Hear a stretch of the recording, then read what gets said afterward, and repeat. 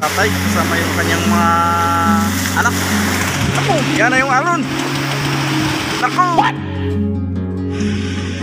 At medyo malakas-lakas ang hangin ngayong mga panahon na ito.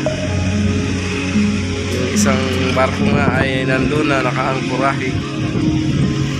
Mga fishing vessel nandun din sa laot. Medyo malakas ang hanging amihan, mga kaibigan. Alon dito, nagwawala yung alon.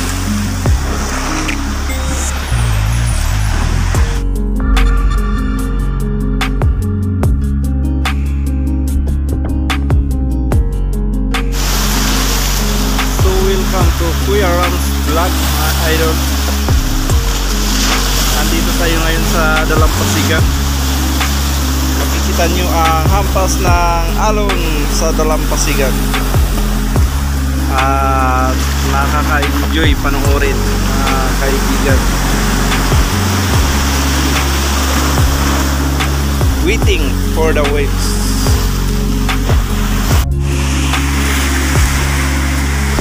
Yan po mga kaibigan, si Kuya kahit maalon ay inaya niya po pumunta doon sa kanyang bakla.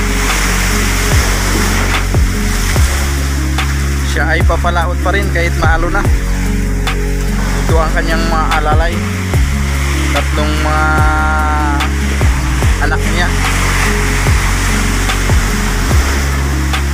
Yan o, lakas ng alon dito mga idol sa Dalampasigan. Pero kayang-kaya ni Kuya o, lalaot pa si Kuya.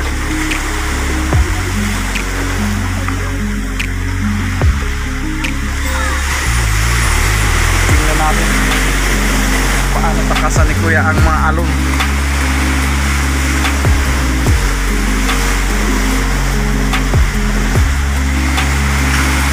Wala, hindi na kaya ng ano niya, bangka.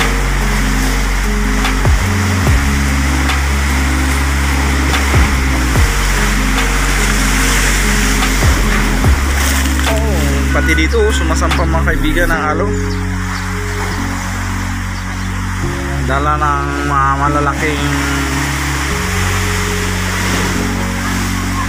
alon.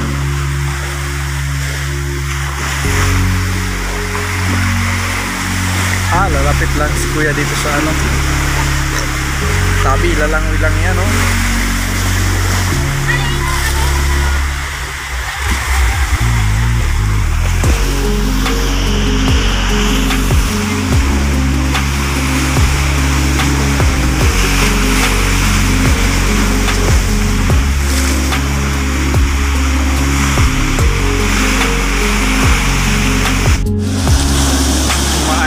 Nalaot pa rin sila tatay kasama yung kanyang mga anak.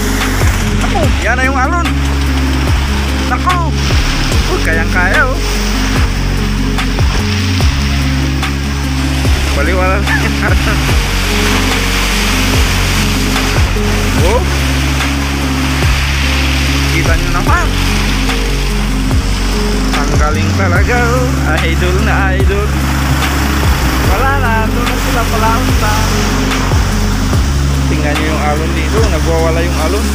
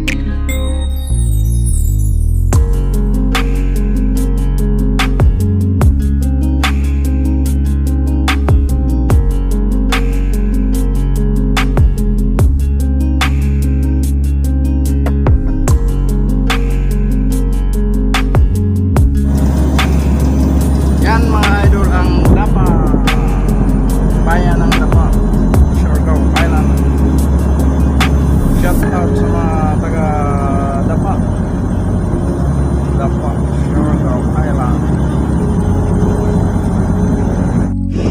So, mga idol, dito pa po kami ngayon sa pier ng Dapa. At medyo malakas-lakas ang hangin ngayong mga panahon na ito. Yung isang barko nga ay nandun na nakaangkurahe. Yung mga fishing vessel nandun din sa laot. Medyo malakas ang hangin, amihan mga kaibigan.